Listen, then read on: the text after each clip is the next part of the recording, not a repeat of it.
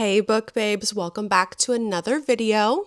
Okay, this is crazy because it's already March of 2025. Can you believe it? So I thought, okay, it's March. Let's pick out my March TBR, as well as I kind of want to do like a little wrap up of the books that I read in February. Now, normally I would do a whole separate video for all of the books that I read in February, but honestly, I didn't read that many. I fell into a little bit of a reading slump. Now, if you remember from my February TBR video, I had picked out 8 books that I wanted to read. I only read 3. Well, I read like 3.5, but that half book is the reason I think I fell into a little bit of a slump. That half book that I am still reading is The Measure by Nikki Ehrlich. I don't hate this book, don't get me wrong. It's taking me a really long time to get through it. It's not like my favorite. I don't know.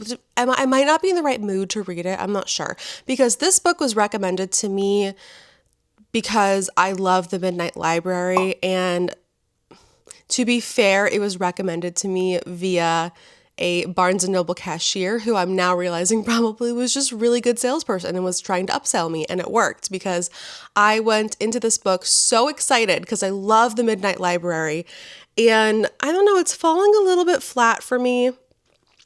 I don't hate it. It's not bad. And I don't think I've gotten into the story enough to actually determine if this book is actually like right for me. All I know is that this book is moving just a little bit slow for me.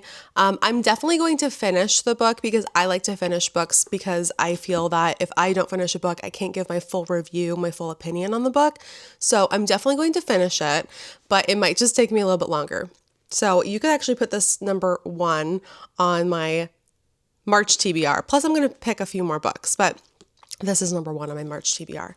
But to get into the books that I read, I did finish in February. So the first book I finished in the month of February was Listen for the Lie by Amy Tintera. I actually listened to the audiobook version of this because I heard it was like read in a true crime podcast format, which, I mean, that's fun. So I really wanted to listen to it that way. I did sometimes do like a little tandem read where I would listen to the podcast, or it was similar to a podcast, but I would listen to the audiobook and I would also read the book at the same time. And essentially this book is about a woman who has been accused of murdering her best friend, but she doesn't remember the night it happened, so she can't say that she didn't do it, but there's not really any supporting evidence to say that she did do it.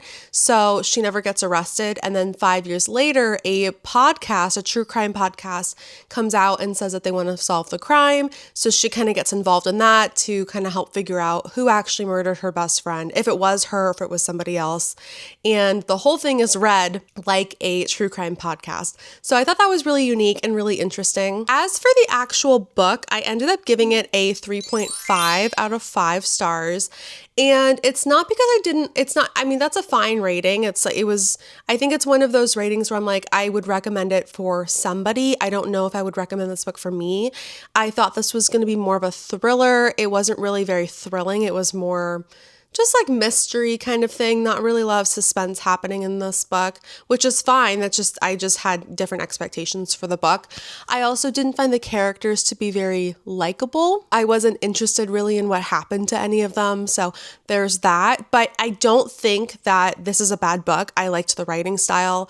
I liked the plot. I felt that it moved pretty quickly throughout the book. I think in the beginning it was a little bit slow, and I've heard people say that, but it picks up pretty fast. I would certainly recommend this book for anyone who loves true crime podcasts, specifically if you listen to this one on the audiobook, because it's read pretty well. There's like that whole like true crime podcast music at the beginning, like the mystery type music at the beginning of each episode, and it's really fun. It's fun to listen to. I found myself listening to it in the car a lot, or while I was cleaning or walking my dog, and it was very enjoyable to listen to. The next book that I read was A Not So Meet Cute by Megan Quinn. Now, I got this book through a blind date with a book Etsy shop. I will link the shop below if you're interested in trying that out. But essentially, it's just blind date with a book. So I picked the genre, which was chick lit, and then I picked I think I wanted like a new book or gently used. I can't remember which one I chose. And then she will pick out a book that's at least a 4-star on Goodreads and then send it to you. So that's how I got this book. Now, all of that being said, I know that this was a 4-star on Goodreads, but for me, it was a 1-star.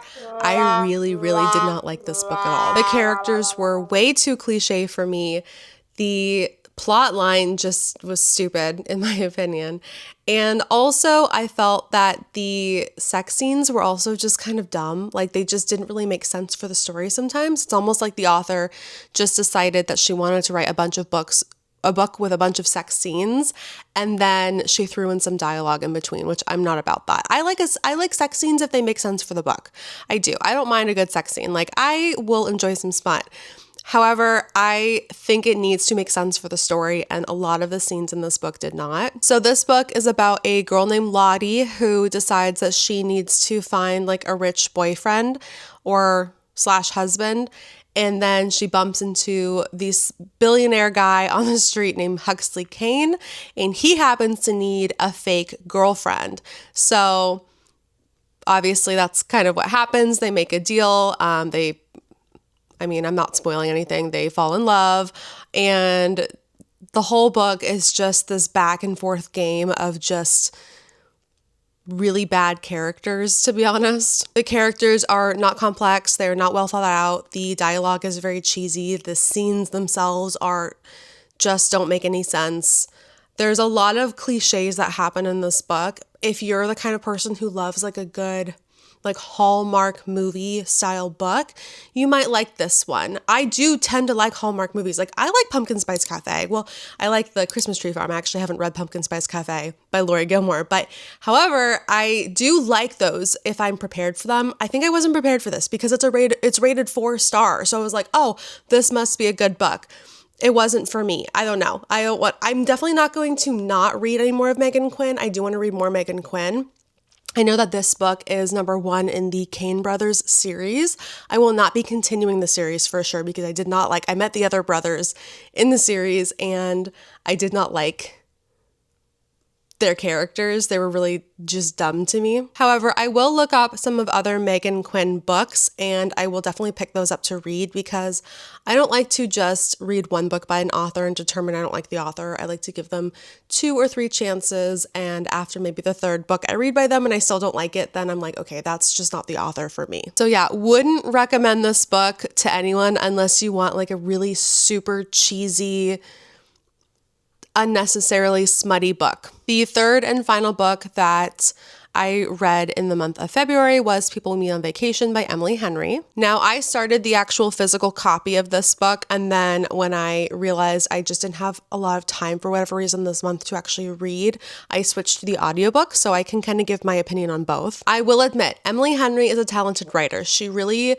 knows how to write 2 characters who fall in love. She knows how to create tension. She knows the slow burn really well. She's really good at just creating that dialogue and that connection between characters. I had decided that I really wanted to read this book, first because I picked it through my February TBR, but also because I really wanted to read another Emily Henry. I just finished Funny Story in January and I absolutely loved it. Like, it was like seriously one of my like top 5 rom-com style books. Loved it. So I was excited to read another Emily Henry. And maybe my expectations were a bit too high, but I just didn't like the characters in this one as much as I did in Funny Story. The book itself is also a lot of dialogue. It's very conversation heavy as opposed to like the plot is not moving this book forward. It's really the characters and the conversations that they have. And because of that, it just moved a little too slow for me. Like, I love a good slow burn, but this was a really slow burn, like really slow. I will admit though, when they did start getting together, I was very excited for them. So maybe that's kind of the genius that is Emily Henry. She knows how to just make you like want to die. And you're like, okay, hurry up. Like, let's get these guys to hook up. And when they finally do, you're so relieved that you loved it. So this book is about Alex and Poppy.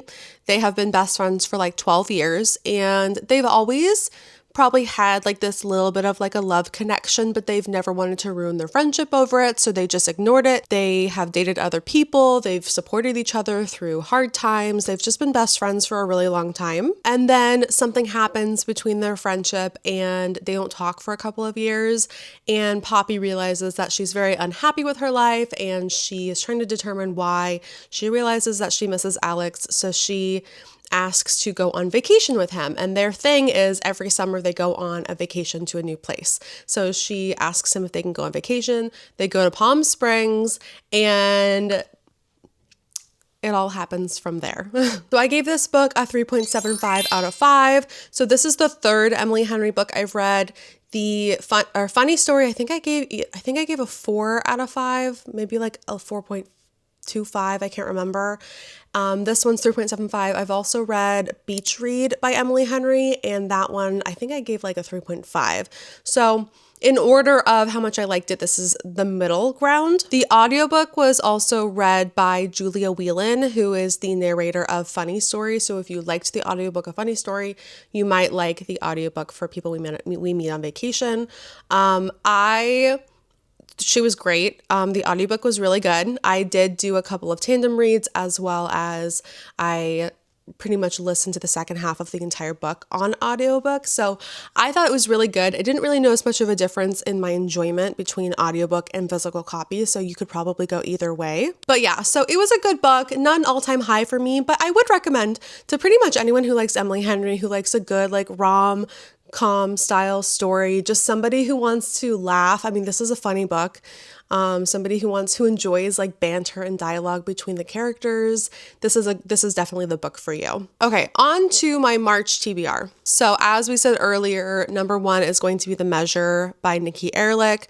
I still just want to finish this book and then be able to give my final thoughts on it. Just the fact that it's moving slow though means that I'm automatically going to rate it. It's definitely not going to be a 5-star for me just because it's been so hard to get through. But essentially this book is about, there's not really a main character. It's just a group of people so the whole world, basically one day, everybody wakes up and there's a box on everyone's front door, and inside the box is a string, and this string kind of just determines how long you're going to be living. So as you can imagine, chaos ensues and the whole world just is going crazy over this, and you kind of see that unfold and see kind of, and it's very realistic in terms of how the world would react, how different countries would react, how political leaders would react to this crazy news that everybody knows when they're going to die. And this book follows a group of people who some of them are short stringers, some of them are long stringers, some of them have not looked inside their box, so they don't know when they're going to die. And the story just unfolds from there. So I'll let you know what I think at the end of this month. I'm also going to pick 5 other books via my handy dandy TBR jar. So let's find out. Number 1.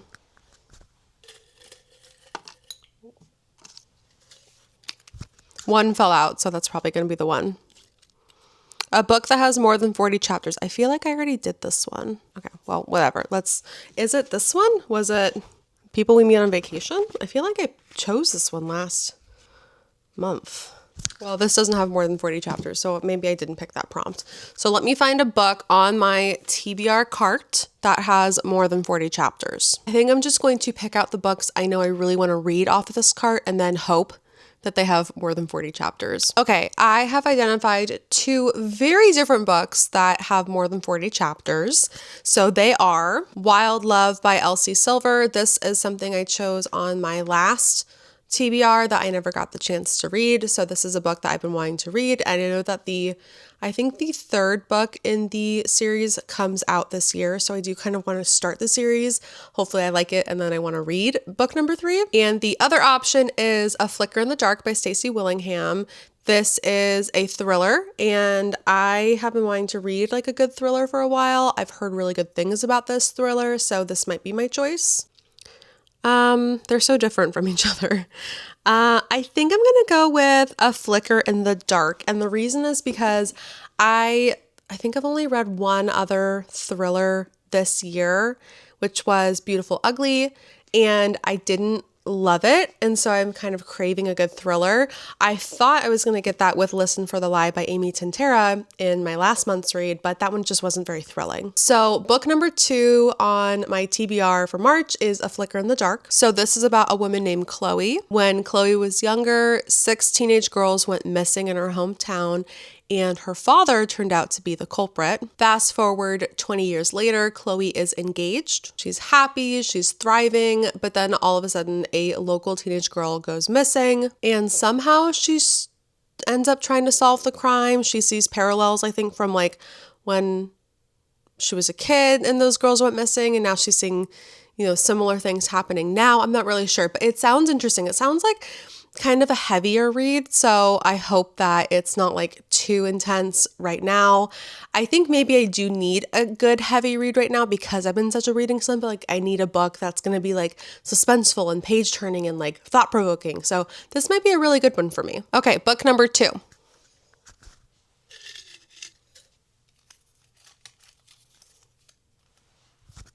A book I read in high school. Okay, I have some books on my cart that I read in high school. Okay, there are 2 books on here that I have been wanting to do a reread of that I did read in high school.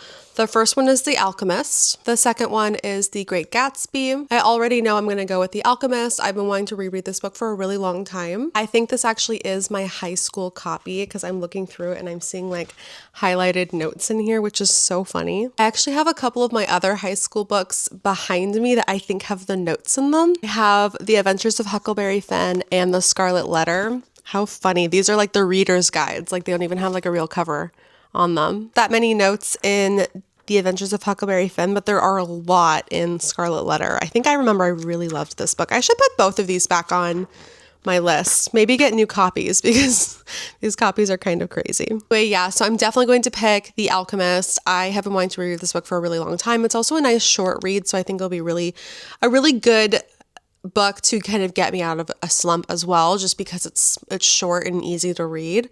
So I'm definitely going to choose that one. Oh my God, I'm looking through Great Gatsby. This is also my high school copy of Great Gatsby. I mean, look at these notes. This is crazy. I went nuts with it. Okay, let's do book number 3 from my TBR. Well, actually, technically it's book number 4 because I've already chosen The Measure as book number 1.